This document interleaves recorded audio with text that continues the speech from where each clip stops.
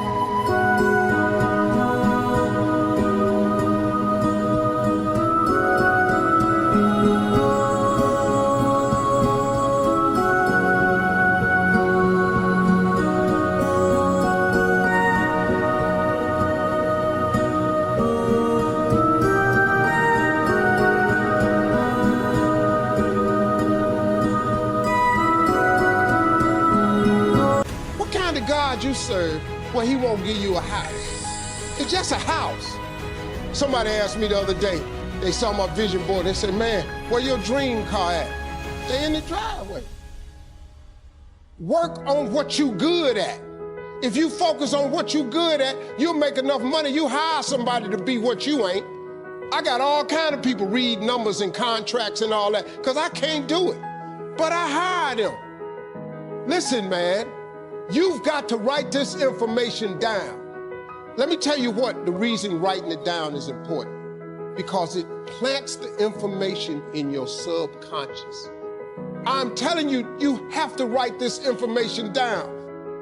I don't care what church you go to, synagogue, temple, mosque. If you don't write it down, chances of it happening is slim. Could that be the one thing that's holding you back? If I'm telling you this, a dude with no education, I can't read a business periodical. My head will explode. I don't even know what they talking about. It's not what I do. Too many times, people have you focusing on your weaknesses. You're wasting your time. You ain't got to strengthen that.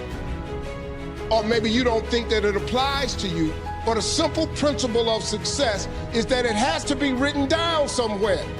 Oprah was on TV for 30 years talking about these vision boards. Oprah, she got $1 billion.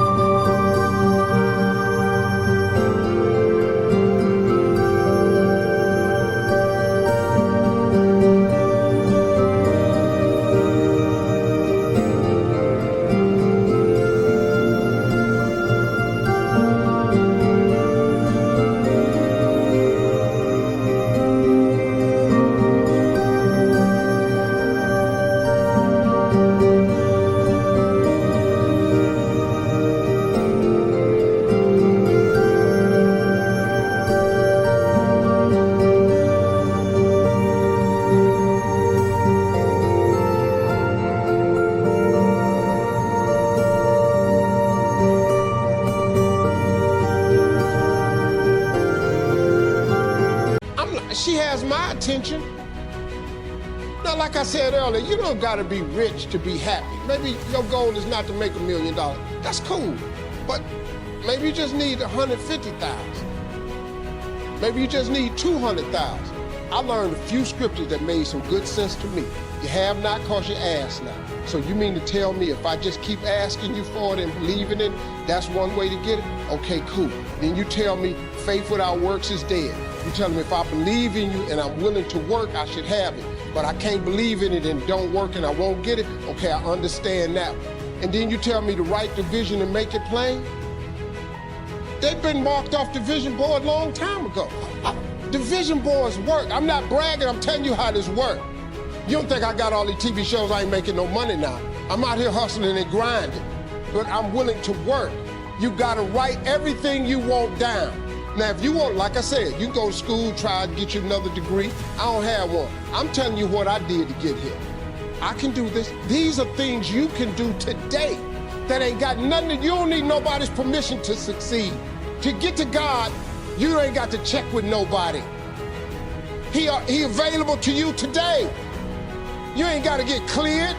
His line ain't busy. You can talk to him right now. I do it all the time. That's how I got here. I'm telling you how you can get to where you're trying to go. Now you can go get your another education if you want to. She said, he didn't bring you this far to leave you. I kept hearing her say that. You know, I could have gave up a long time ago, but I never gave up. I just kept fighting. God is gonna come through and do what he say he gonna do, but you got to give him something to work with. If you do that, God will change your whole life. I dare you to try it. I dare you to take your gift and do it over and over and over. Watch what he do. The Bible says your gift will make room for you and put you in the presence of great men. Don't say nothing about your passion or your education. Your gift. If you do that, God will change your life.